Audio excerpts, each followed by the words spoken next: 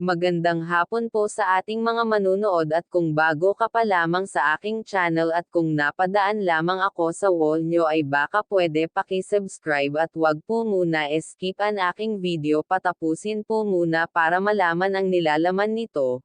Kuya Rab na surprise sa taong biglang dumating sa bahay ni Dara at pati si Dara na bigla din, tatay nito umuwi na. Ngunit may kasama ito, ang tanong sino ito?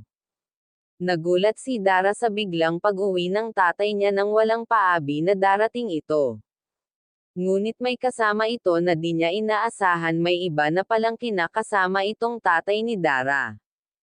At kasama niya ito sa pag-uwi sa bahay ni Dara. Dara di agad makapaniwala at napaiyak na lamang ito sa nalaman.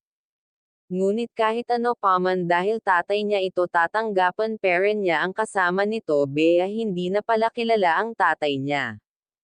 Ipinakilala na lamang ito ni Dara sa kanya na yun na pala ang matagal nilang hinihintay na ama. Agad naman itong nagmano at si Dara ngunit Bea nag-aalinlangan pang lumapit sa ama. Dara pinagtimpla ng kape ang ama at kasama nito. Na ang sabi ay bagong asawa ng kanyang papa, kaya napaluhan na naman itong si Chanita sa blessings na dumating sa kanya kaya pala ito umuwi ay dahil mag-attend daw sa ribbon cutting ng bagong bahay ni Dal. Ang nakakalongkot lamang ay may bago na itong kinakasama. Kaya pala hindi makauwi-uwi sa kanila, Kuya Rab nakausap na ang tatay ni Dara. At tatay ni Dara humingi ng paumanhin at labis ang pasasalamat kay Kuya Rab dahil tinulungan niya si Dara at Bea.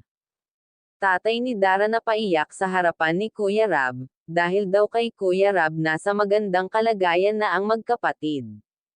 Dahil kahit siya daw mismo di niya mabigay ang buhay na masagana sa anak niya dahil nga may pamilya na siya, kaya hati ang kinikita niya, at di kasya ang pinapadala niyang pera sa magkapatid, pero ngayon daw na nandito na si Kuya Rab nabawasan na daw ang pag-aalala niya sa magkapatid dahil may tiwala daw siya kay Kuya Rab. Sa mga sponsor ni Dara Igrabe ang pasalamat ng tatay ni Dara sa inyo sana wag kayo magsawang magbigay at manood.